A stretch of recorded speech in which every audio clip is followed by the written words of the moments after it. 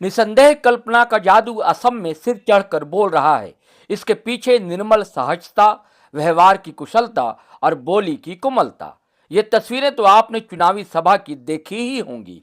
इसे ही तो कहते होंगे भोली मासूमियत। अब संडे कैसे फंडे बना कह सकते हैं, लेकिन एक आम सी ग्रामीण दुकान पर जा बैठना सहज मनुष्यता ही तो है। ऐसी ही राजनेत्री जिसका जीवन साथी किसी सूबे का मुख्यमंत्री हो और वो खुद एक विधानसभा से विधायक हो, भला उसे ऐसी सामान्य सी दुकान में जाने की जरूरत ही क्यों आन पड़ी। लेकिन यह तो कल्पना सोरेन है। अरे ये क्या, खेत में उतर गई और फोन करने लगी हैं। किसे फोन कर चेता रही हैं? आप हमें रोक सकते हैं, हमारा रास्ता रोक सकते हैं, लेकिन हमारे कदम को रोक नहीं सकते। जन आक्रोश को रोकना साहब बहुत मुश्किल होगा। साथियों, हम बाद में बताएंगे कि कल्पना ने किसे कॉल कर हड़काया या समझाया।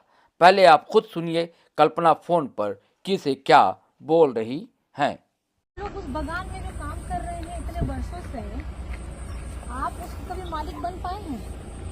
मालिक तो दूर छोड़िए, क्या आपको उस जमीन में अपना मालिकाना हक मिला है? क्या वो जमीन आपके नाम पे हो सकती है? तो नहीं हो सकती, क्योंकि ये कभी चाहिए ही नहीं कि वो जमीन आपके नाम पे हो। ये हमारे माथे पे मजदूर लिखा के जो लाए थे अंग्रेज, उस जमाने से अंग्रेज का ही दूसरा रूप अभी सत्ता में बैठे हुए लोग हैं जो हमें अभी भी मजदूर बना करके रखना चाहते हैं। ये कभी नहीं चाहेंगे कि हमारा जो अस्तित्व है, हमारे जो सभ्यता है, जो हमारी परंपरा है, उसको हम आगे लेकर के चलें। यहाँ कितने सारे लोग आदिवासी समाज से हैं। मैं भी आदिवासी समाज से ही हूँ, मैं उड़ीसा से हूँ। मेरी शादी झारखंड में हुई और झारखंड में होकर के भी मैं आदिवासी रही, मैं अभी भी आदिवासी हूँ। लेकिन जैसे ही अगर हम असम में आते हैं और असम में आने के बाद अपने आदिवासी भाई बहनों को देखते हैं, उनकी जीवन शैली आदिवासी है, उनका रहन सहन आदिवासी है, सारा परंपरा सभ्यता जिनके से बच्चा एक पैदा होने से लेकर के मरने तक का सारी वो परंपराएं निभाते हैं आदिवासी वाले। लेकिन आज कभी किसी ने सोचा क्या ये नहीं दे सकते थे? जहाँ पर में हमारी पीढ़ियों ने इस बगान को उगाने के लिए अपना हड्डी, अपना शरीर, अपना खून सब गला दिया, जला दिया। आज इसी जमीन में हमें हमारी अपनी पहचान है। तो ये सवाल आपको अपने आप से पूछना होगा। ये सवाल साथियों, आपने सुन लिया। दरअसल माजरा यूं हुआ कि रविवार को कल्पना सोरेन को असम के खुमतई, नहरकटिया और मार्गेरिटा विधानसभा क्षेत्र में पहुंचकर जनसभा में शरीक होना था, लेकिन प्रशासन ने हेलीपैड की स्वीकृति नहीं दी, कहाँ खुमतई नहरकटिया में, और उन्हें इस तरह जनसभा को संबोधित करना पड़ा।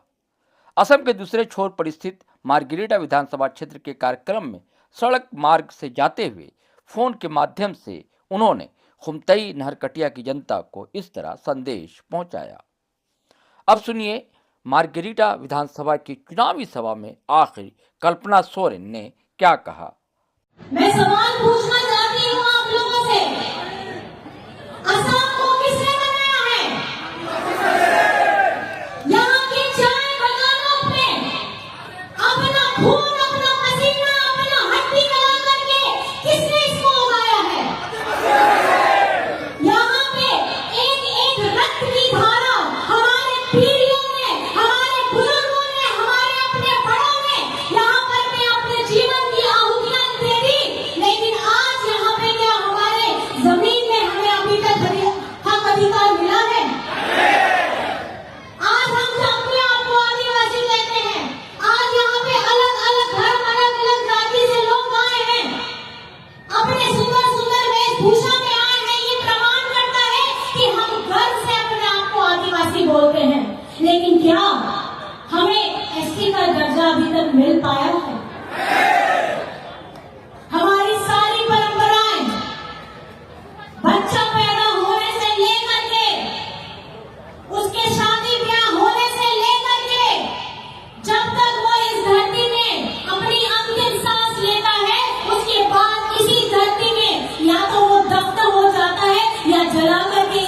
वायुमंडल में आप लोगों के बीच में समा जाता है, लेकिन पूरा जीवन उसने अपना पहनना ओढ़ना खाना पीना, अपनी सभ्यता, अपने पर्व, अपना नाच, अपना गान, वो यही मान के चलता रहा कि मैं आदिवासी हूँ, मैं आदिवासी हूँ। लेकिन इतने वर्षों से जिस पहचान के लिए, जिस मान के लिए, जिस सम्मान के लिए मैंने पूरा जीवन लगा दिया, मेरी पूरी पीढ़ियां यहाँ पे थक गई, क्या आज मुझे वो सम्मान यहाँ मिल पा रहा है? ये सवाल मैं आप लोगों से पूछना चाहती हूँ। मैं ये सवाल आप लोगों से पूछना चाहती हूँ कि जब इस जमीन को हम आसमान से देखें या हम सड़क मार्ग से देखें, ये जितनी सुंदर और हरियाली नजर आ रही है, क्या आपका जीवन उतना हरियाली है? आपके जीवन में उतनी खुशियां हैं? आपके दुख तकलीफों को कम करने के लिए सत्ता में बैठे लोगों ने कभी आकर के आपके सामने जमीन में बैठ करके ये सवाल पूछा है कि आपका दर्द, आपका तकलीफ कम हुआ है? अगर ये सवाल उन लोगों के सारे सवालों का तो मैंने पूछा है, अगर इसका जवाब आप सही मायने में ना बोलते हैं तो अब समय आ गया है, अब समय आ गया है बदलाव का। आपको जनता की सेवा के लिए लाया गया था, यहाँ की जनता ने आपको 10 साल दिए। कितने साल दिए? 10 साल में आप लोगों का कुछ अगर मंगल हुआ है तो हमें बताइए। आपके घर में साफ पानी आता है? आता है?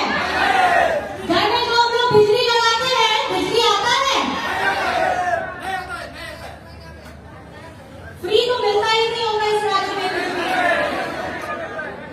और एक और चीज मैं पूछना चाहती हूँ, कभी आप लोगों ने इसको सोचा है या इसको जानने का आप लोगों को जानकारी मिली है कि नहीं मिली है? असम ही ऐसा राज्य नहीं है जहां चाय उगती है। असम ही ऐसा राज्य नहीं है जहां चाय उगती है। हमारे भारत देश में अलग अलग राज्यों में भी चाय उगती है, लेकिन सबसे खुशी की बात यह है कि जो असम में चाय मिलती है, इसकी खुशबू सिर्फ हमारे देश में ही, विदेशों को भी में भी इसका प्रचलित है और इसकी खुशबू दूर तक जाती है। लेकिन बड़े दुर्भाग्य के साथ मैं कुछ बातें आपके सामने बताना चाहूंगी। हमारे भी इस भारत राज्य के अनेक राज्यों में, दक्षिण भारत में तमिलनाडु हो, केरला हो, वहां पे मजदूरी दर है 400 रुपया, 500 रुपया। मेरा सवाल आपके पास आने वाला है कि असम राज्य में प्रतिदिन कितना रुपया मिलता है? कितना रुपया? 250। जब चाय असम की इतनी स्वादिष्ट है, जब चाय हमारे असम के लोगों ने इतनी मेहनत से उगा दिया है, दोनों हाथों से पत्ते चुन चुन करके जेब में डाल करके उसको तलवा करके 15 दिन के बाद जब पैसा लेने जाते हैं तो वो 250 रुपए क्यों प्रतिदिन रहता है? क्या वो 500 रुपए नहीं हो सकता?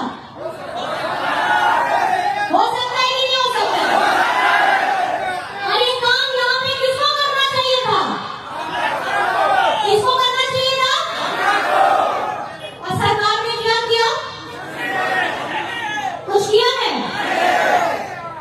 कभी आकर के आपके साथ यहाँ बैठ करके चाय पिया है? अभी चुनाव का वक्त जरूर आए होंगे, ऐसा नहीं है नहीं आए होंगे, आएंगे क्या? देखिए चुनाव का वक्त है, बहुत सारे लोग आएंगे, मीठी मीठी प्यारी प्यारी बात करेंगे, आपको बहलाएंगे, फुसलाएंगे, आपके साथ फोटो जरूर खिंचवाएंगे, आपके घर में बैठ करके चाय जरूर पिएंगे, लेकिन जैसे ही ये चुनाव खत्म होगा वो 5 साल की गहरी नींद में चले जाएंगे, क्योंकि उनका काम था आपसे लेकर के प्यारी मीठी बात बोल करके आपका वोट ले लेना है। लेकिन इन्हें अभी नहीं पता कि असम में जेएमएम जेबीपी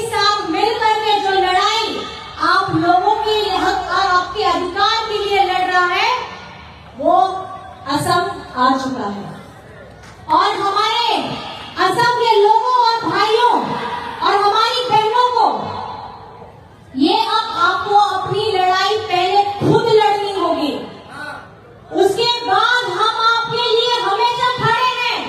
ये जो चुनावी सभा है, ये चुनावी सभा में हम जो अपनी बातें कह रहे हैं, चुनाव खत्म होने के बाद हम फिर दोबारा आएंगे, क्योंकि आपके हक अधिकार के लिए, आपका मालिकाना जमीन हक के लिए, आपके एससी दर्जा को दिलाने के लिए, आपको साफ पानी देने के लिए, आपको फ्री बिजली देने के लिए, हमारी आधी आबादी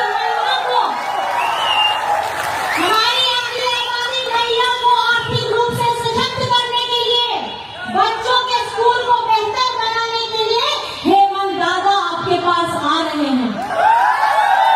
और सिर्फ इतना ही नहीं है, आपके हेमंत दादा ने बहुत बातें हैं, मेरा बस चलता तो अभी मैं यहाँ पे बहुत बातें आप लोगों को बता दी कि हेमंत दादा का झारखंड अब असम को किस तरीके से आगे बढ़ाना है, वो सपना है, वो आपके सामने मैं रखना चाहती हूँ। हमारे जितने भी पुलिसकर्मी हैं झारखंड में, ये लोग 12 महीनों में 13 महीना का वेतन इनको दिया जाता है और ये सम्मानजनक इसलिए दिया जाता है। आप भारत में देखिएगा अलग अलग त्योहार है, होली है, दिवाली है, ईद है, क्रिसमस है, अलग अलग त्योहार है, सरूल है, करमा है, बिहू है, लेकिन आप अपने परिवार के साथ घर में रह करके अपने त्योहार का आनंद लेते हैं, लेकिन कभी सोचते हैं कि यही पुलिस कर्मी रोड में खड़े होकर के कहीं दंगा ना हो जाए, कहीं आपस में भिड़ंत ना हो जाए, सबको सुरक्षा मिले, वो अपने परिवार के साथ न रह करके अपने समाज के लोगों के लिए, और उन्होंने जो एक संकल्प लिया है अपनी ड्यूटी के लिए, वो निभा रहे होते हैं। हेमंत दादा ने ये समझा, इसलिए उनका 12 महीना में 13 महीना का भुगतान होता है।